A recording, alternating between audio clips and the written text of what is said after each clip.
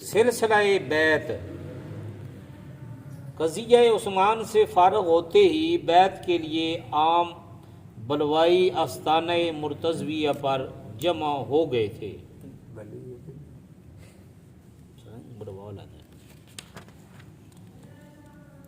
مگر حضرت امیر المومنین تیسرے دن زینت افزائے مسند خلافت ہوئے۔ اہل بصرہ و اعیان مدینہ سے سلسلہ بیت کی افتتاح ہوئی۔ حضرت طلحہ، زبیر اور سعد ابن ابی وقاص رضی اللہ عنہم حاضر نہ تھے، بلوائے۔ طلحہ و زبیر نے بیعت کر لی، حضرت سعد متوقف رہے،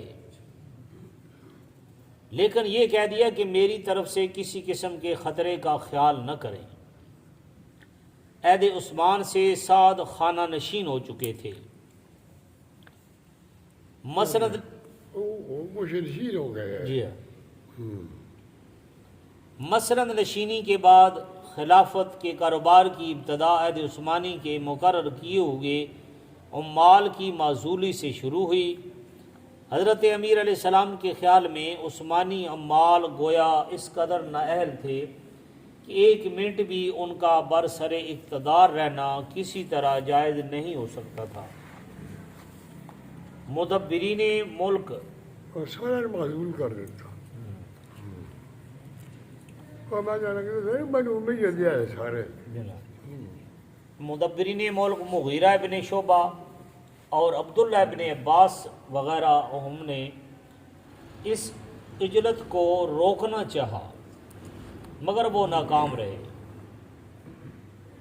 سر دست حضرت عثمان ابن حیف، عمار ابن شہاب، عبید اللہ ابن عباس، قیس بن سعد بن عبادہ، سہل بن حنیف بالترتیب بصرہ، کوفہ، یمن، مصر اور شام کی امارت پر مامور ہوئے۔ میں جاننا پچھلی وقت نہیں نا، یہ صحابہ کرام نے نا یہ بڑے مدبرین بھی شامل، جن کے حکومت کے خاص بندے ہوتے نا، اور مشیر یہ سارے وہ لوگ آئے۔ یہ دیکھ کر مبصرین صحابہ کی ایک جماعت نے دوبارہ عرض کی کہ حدود شرعیہ کو قائم رکھنا مناصب خلافت کے فرض اولین سے ہے۔ عمال کی روانگی سے پہلے قصاص کا انتظام کر لیا جائے۔ ارشاد ہوا ابھی اس کا موقع نہیں، اس وقت ہم مغلوب ہیں۔ اس جواب نے سامعین کے دلوں میں طرح طرح کے خیالات پیدا کر دیے۔ کسی نے اسے معقول سمجھا، بعضوں نے کہا کہ حضرت امیر قصاص لینا نہیں چاہتے، قصاص لینا ہی نہیں چاہتے۔ کئی ایک حضرت امیر کی کمزوری سمجھ کر بے دل ہو گئے۔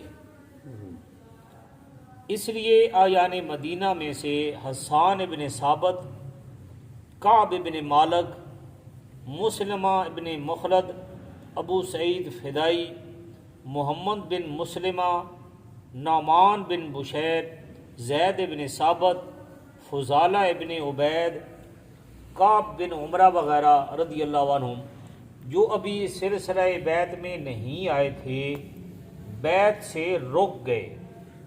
میں نے وہاں سے بڑی مفید کر لگا کہ میں نے وصل گئی یہ بڑی اچھی ہو گئی، ایران تک کوئی نہیں پتا، میں نے وہاں سے بڑی مفید کر لگا۔ اچھا ٹھیک۔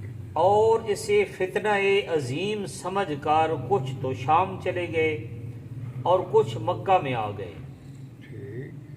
حضرت طلحہ اور حضرت زبیر بھی انہی کے ساتھ تھے۔ اچھا، بڑے فتنے شروع ہو گئے، بڑے فتنے، کوئی کسی سے منہ گدائی، بڑے بڑے صحابہ، جلیل القدر صحابہ بھی اللہ نے